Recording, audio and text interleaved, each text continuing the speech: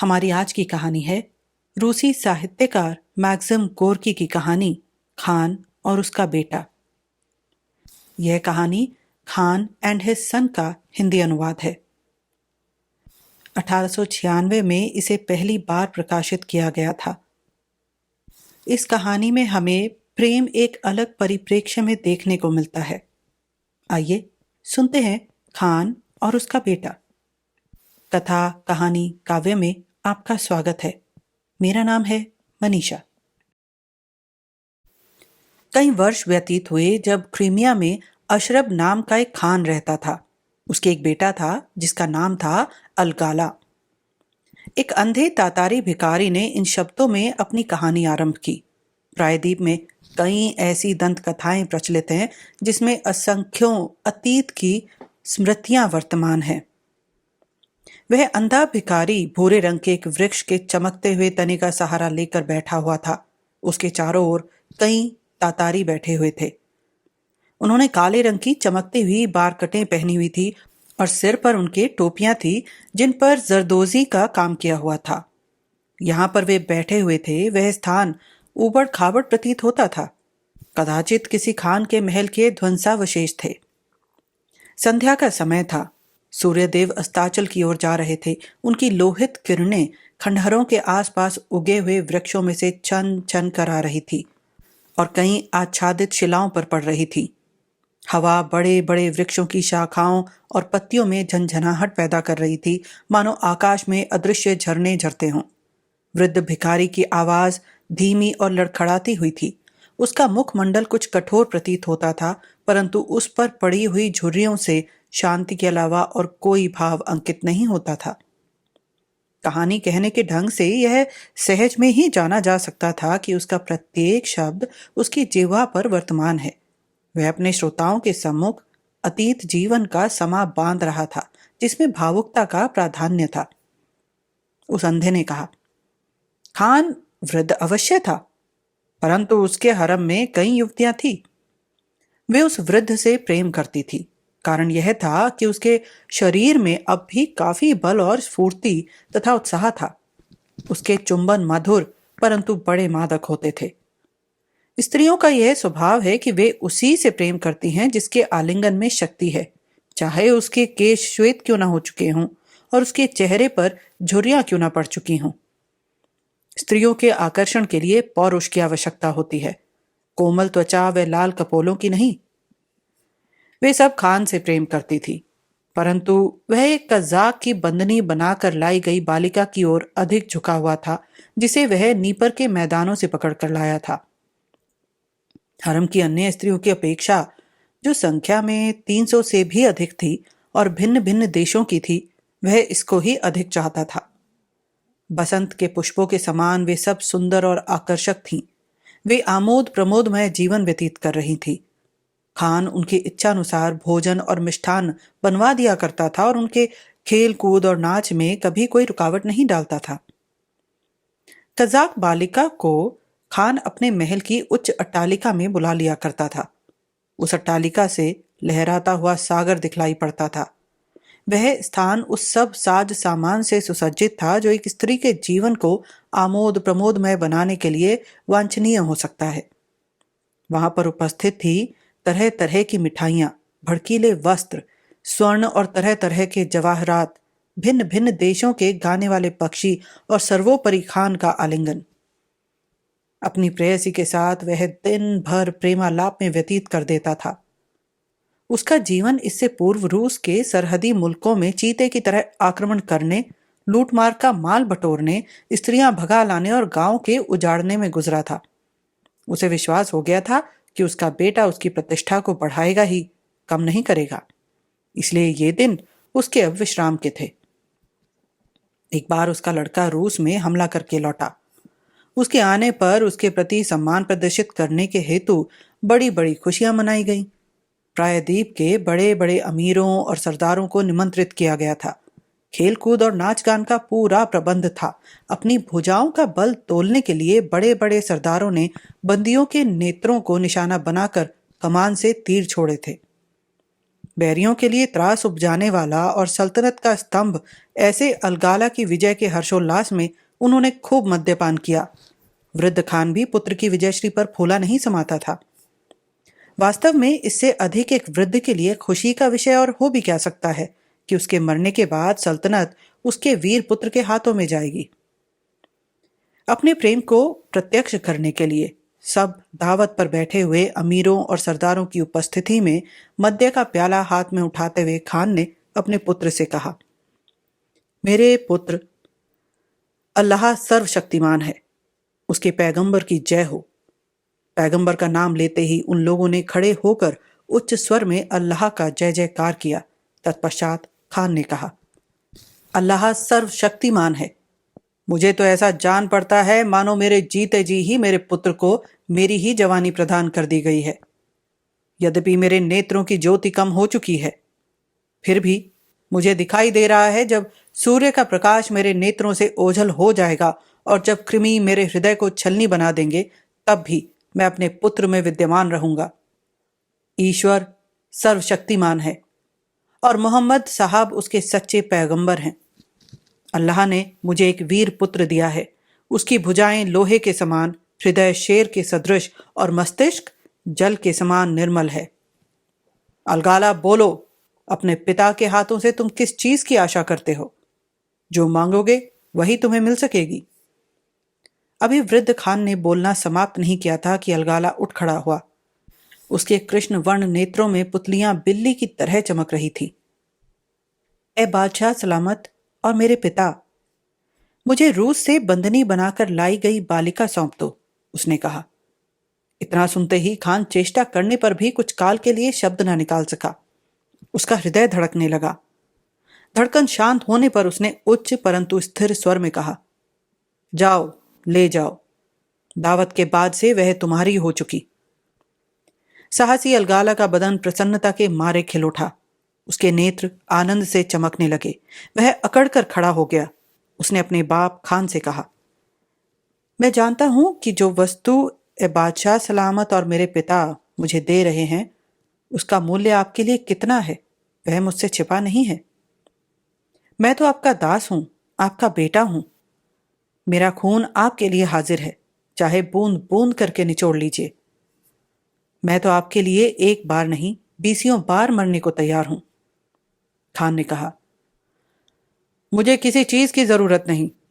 इतना कहकर उसका श्वेत सिर, जो विजय और वीरता के कारण सदैव उन्नत रहता था, सहसा झुक गया।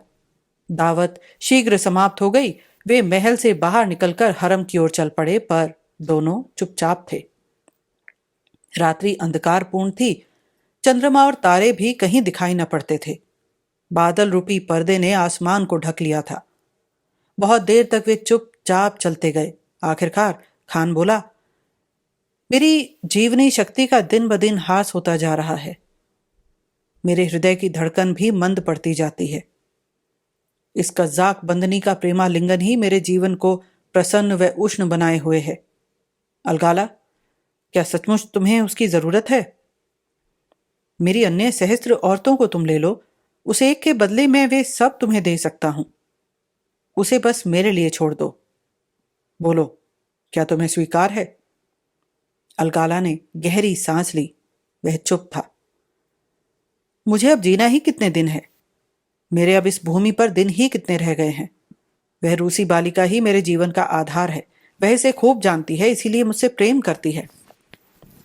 मुझे एक वृद्ध पुरुष को अगर वह ही प्रेम न करेगी, और आशा भी किससे है? अलगाला पूर्ववत चुप था। यह देखकर कि तुमने उसे अपने बाहुपाश में बांधे हुए हो और वह तुम्हें चुंबन दे रही है, मैं किस प्रकार जीवित रह सकूंगा? अलगाला, जहां स्त्री से वास्ता है, वहां मेरा और तुम्हारा संबंध पिता पुत्र का नहीं रह जाता। वहां तो हम दोनों पुरुष हैं। क्यों ना अलगाला मेरे सब घाव फिर से भराएं और उनसे रक्त स्राव होने लगे। क्या ही अच्छा होता कि मुझे यह रात देखने को ही ना मिलती। अलगाला अब शांत था। वे हरम के दरवाजे पर जाकर रुक गए। उनके सिर झुके हुए थे। वे वहां न जाने कब तक खड़े रहे। उनके चारों ओर अंधकार का साम्राज्य था। बादल इस ओर से उस ओर भागते हुए नजर आ रहे थे। हवा के झोंकों से वृक्ष डोल रहे थे। एक प्रकार की संगीत की ध्वनि आ रही थी। अलगाला ने धीमे स्वर में कहा, पिताजी, न जाने मैं कब से उस पर मोहित हूं। खान ने उत्तर दिया, निश्चय तो उससे प्रेम करता है, यह मुझसे छिपा हुआ नहीं है, परंतु मुझे यह भी ज्ञात है कि वह तुझे नहीं चाहती। उसका ख्याल आते ही मेरे दिल के टुकड़े टुकड़े हो जाते हैं। क्या अब मेरे दिल की भी वही दशा नहीं हो रही है? वे दोनों फिर चुप हो गए। अलगाला ने एक दीर्घ निश्वास ली और कहा, मुल्ला का कहना सत्य ही हुआ। स्त्री पुरुष के लिए हानिप्रद ही सिद्ध होती है। अगर वह सुंदर हो तो औरों को आकर्षित किए बिना नहीं रहती। उसके मन में उसे अपनाने के भाव उदय हो जाते हैं। उसके पति को यह देखकर डहा होने लगती है। अगर वह कुरूप हो तो उसके पति को दूसरों के प्रति ईर्ष्या होने लगती है। स्त्री के न तो कुरूप और न सुंदर यानी साधारण होने पर पुरुष उसमें प्रथम सुंदरता का आरोप करता है, परंतु जब उसे अपनी भूल प्रतीत होती है तो उसे फिर अतीव दुख होता है। इसीलिए प्रत्येक दशा में स्त्री दुखदायक ही सिद्ध होती है। खान बोला, बुद्धिमानी की ये बातें दिल के दर्द को तो नहीं मिटा सकती। पिताजी, हम दोनों की स्थिति वास्तव में दयनीय है। खान ने अपना सिर ऊपर उठाया और विषादपूर्ण दृष्टि अपने पुत्र पर डाली। अलगाला ने सलाह दी, क्यों ना हम उसका अंत कर दें। कुछ क्षण तक खान सोचता रहा, फिर धीरे से उसने कहा, इतनी स्वार्थपरता, अपने सामने मेरा और उसका कुछ मूल्य न रखना। हाँ, और आप? कुछ क्षण के लिए फिर वे मौन हो गए। खान ने कातरतापूर्ण स्वर में उत्तर दिया, हाँ, मैं भी तो। शोक के मारे उसकी अवस्था एक बालक के सदृश हो गई थी। तो क्या उसका अंत कर दिया जाए? उसे मैं तुम्हें सौंप दूं? कदापि नहीं, ऐसा तो हो ही नहीं सकता। मुझे भी तो वह स्थिति असह्य हो चुकी है। या तो मेरे हृदय में छुरी भोंक दो अथवा उसे मुझे दे दो। खान चुप था। तो क्यों ना हम लोग चट्टान पर से नीचे अथाह जल में उसे फेंक दें? खान के मुख से भी वही शब्द कर्ण गोचर हुए, परंतु स्वर इस प्रकार का था कि मानो वह उसके पुत्र के शब्दों की प्रतिध्वनि मात्र हो। इसके पश्चात वे हरम में दाखिल हुए। वहां पर एक दरी पर पड़ी सो रही थी।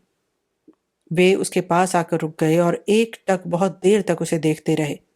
वृद्ध खान के नेत्रों से अश्रु निकलकर उसकी सफेद दाढ़ी पर ठहर गए और इस प्रकार झलकने लगे मानो मोती हों। वहीं पर पास ही में उसका लड़का खड़ा था। उसके नेत्रों में से आग बरस रही थी। अपने क्रोध को छिपाने के लिए वह दांत पीस रहा था। ज्यों ही खान ने कज़ाक बालिका को स्पर्श किया, वह जग गई। उसका मुखमंडल उषा के सदृश मधुर और अरुण था। उसके नेत्र प्रभात कालीन फूल के समान उन्मिलित हो गए थे। अलगाला उसे दिखाई न पड़ा। उसने अपने लाल होंठ खान की ओर बढ़ा दिए और चुंबन के लिए कहा। खान ने धीमे स्वर में कहा, उठो और हमारे साथ हो लो। तब उसकी दृष्टि अलगाला पर पड़ी और उसने खान के अश्रुपूर्ण नेत्रों को देखा। उसे वास्तविक स्थिति समझने में किंचित मात्र भी विलंब न हुआ। उसने कहा, मैं तैयार हूं। कदाचित आप लोगों ने यही फैसला किया है कि मैं किसी की भी होकर न रहूं। कठोर हृदय पुरुष इसके अतिरिक्त और तय भी क्या कर सकते हैं? वे समुद्र की पगडंडी की ओर चल दिए। तीनों ने मौन धारण कर रखा था। उन्होंने कंठ का कीर्ण संकरी पगडंडियों से होकर गुजरना पड़ा। हवा झन झन करती हुई बह रही थी। कोमल होने के कारण वह बालिका थक गई। प्रस्वेद कर्ण उसके मुख पर झलकने लगे, परंतु उसने यह प्रकट नहीं होने दिया कि वह थक चुकी है। खान के पुत्र ने उसे पीछे रहते हुए देखकर पूछा, क्या तुम जाने से डरती हो? क्रोधपूर्ण नेत्रों से उसने अपने पैरों की ओर संकेत किया। उनसे लहू बह रहा था। अपने हाथ उसकी ओर बढ़ाते हुए अलगाला ने कहा, आओ, मैं तुम्हें गोद में उठा लूं। परंतु उसने अपनी भुजाएं वृद्ध खान के गले में डाल दी। खान ने उसे एक बच्चे की तरह गोद में ले लिया। खान के नेत्रों को रास्ते के झाड़ झंकाड़ों से बचाने के लिए वह अपने कोमल हाथों की परवाह न कर उन्हें अलग करती जा रही थी। इसी प्रकार वे बहुत दूर निकल गए, तब कहीं उन्हें पानी से टकराने की आवाज सुनाई दी। अलगाला उनके पीछे पीछे चल रहा था। उसने पिता से कहा, मुझे आगे आने दो, शायद मैं कहीं आपकी गर्दन पर कटार का वार न कर बैठूं। आगे हो लो, अल्लाह तुम्हारी इच्छा पूर्ति करेगा या तुम्हें माफी दे देगा। वह सर्वशक्तिमान है। मैं पिता की हैसियत से तुम्हें क्षमा करता हूं। प्रेम मनुष्य को कहां तक पागल बना देता है, यह मुझसे छिपा हुआ नहीं है। वे समुद्र के किनारे जा पहुंचे। नीचे उन्हें गहरा गर्त दिखाई दे रहा था। लहरें चट्टानों से टकराकर शब्द कर रही थी। नीचे अंधकार ही अंधकार था, भय और मृत्यु। बालिका का चुंबन करते हुए खान ने कहा, विदा। विदा, अपना सिर नवाते हुए अलगाला ने कहा। बालिका ने दृष्टि नीचे की ओर की, जहां पर लहरें टक्कर मार रही थी। उसका हृदय धड़कने लगा। अपने दोनों हाथों से छाती को दबाकर वह अपने हृदय की गति मंद करने का प्रयत्न करने लगी। उसने कहा, मैं तैयार हूं, मुझे समुद्र में फेंक दो। अलगाला ने एक दर्द भरी आह भरी और अपने हाथ उसकी ओर बढ़ाए, परंतु खान ने उसे अपनी गोद में ले लिया, कसकर अपनी छाती से लगा लिया और उसका मुख चूमा। इसके पश्चात उसे अपने सिर से ऊपर उठाकर चट्टान के नीचे फेंक दिया। नीचे लहरें टकरा रही थी और शोर कर रही थी। उनके शोर में उसके गिरने का शब्द विलीन हो गया। रोने चिल्लाने की कोई आवाज न सुनाई पड़ी। खान उसी जगह शिला पर बैठ गया। उसे अंधकार और दूर तक विस्तृत जल के अलावा और कुछ न दिखाई दिया। लहरों की गड़गड़ाहट हो रही थी और वायु के झोंके उसकी दाढ़ी को हिलाकर निकल जाते थे। उसके पास ही अलगाला शिला के समान निश्चल खड़ा हुआ था। अपने चेहरे को उसने हाथों में छिपा रखा था। काफी समय इस प्रकार गुजर गया। गहरे काले रंग के बादलों को वायु उड़ाए लिए जा रही थी। खान गहन विचार में मग्न उसी चट्टान पर समुद्र के किनारे बैठा हुआ था। अलगाला बोला, पिताजी, हमें चलना चाहिए। खान के मुख से निकला, ठहरो। शायद उसने सुन लिया था। उसी प्रकार फिर समय गुजरने लगा। नीचे लहरें अपने काम में मस्त थी। हवा चट्टानों को छूती हुई वृक्षों को कंपायमान करती हुई अपना रास्ता नाप रही थी। पिताजी, चलो चलें। अलगाला ने कई बार चलने के लिए कहा, परंतु खान अपने स्थान से तिल मात्र भी न हिला। यह वही स्थान था जहां से कि उसकी प्रेम प्रतिमा सदैव के लिए विदा हो चुकी थी। अंत सबका होता है, यह सोचकर खान उठ खड़ा हुआ। उसमें अब नई स्फूर्ति और नया जोश आ गया था। अन्य मनस्क भाव से उसने कहा, चलो। वे चल पड़े, परंतु खान शीघ्र ही रुक गया। वह अपने पुत्र से बोला, मैं किधर जा रहा हूं? मुझे जाना भी अब कहाँ है? मेरा जिंदा रहना ही अब निस्सार है। मेरी जीवन शक्ति तो उसमें चली गई। मेरी वृद्धावस्था में अब मुझे प्यार ही कौन करेगा, और जब प्रेम करने वाला ही कोई नहीं रहेगा तो ऐसे जीने से लाभ क्या? पिताजी, आप धनी मानी व्यक्तियों में से हैं। उसकी एक चुंबन पर यह अब बार कर तुम्हारे लिए छोड़ सकता हूं। यह सब तो नाशवान है, केवल नारी प्रेम है जो सदा एक सा बना रहता है। जहां यह प्रेम नहीं, वहां जीवन नहीं। प्रेम रहित मनुष्य एक भिखारी के समान है और उसका जीवन दयनीय है। पुत्र, विदा। अल्लाह का आशीर्वाद तुम्हें मुसीबतों से बचाता रहे। यह कहकर खान उल्टा ही लौट पड़ा। अलगाला ने पुकारा, पिताजी, पिता। खान के मुख से कुछ और न निकल सका। वह तो मृत्यु का हंसते हुए आलिंगन करने जा रहा था। ऐसे आदमी से और कहा भी क्या जा सकता है? उसे और कोई भी शिक्षा कौन दे सकता है जिससे कि वह जीवन से प्रेम करने लगे? मुझे जाने दो। अल्लाह वह सर्वव्यापक है। लंबे लंबे डग भरता हुआ खान समुद्र की ओर बढ़ा चला गया। चट्टान पर पहुंचकर वह अथाह जल में कूद पड़ा। उसका पुत्र उसे रोक न सका।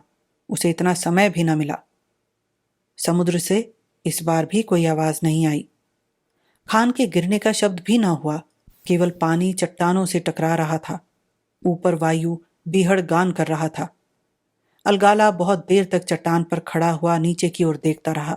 अंत में उसके मुंह से निकला, अल्लाह, मेरा भी ऐसा ही वीर हृदय बनाओ। वह अंधकार को चीरता हुआ चल दिया।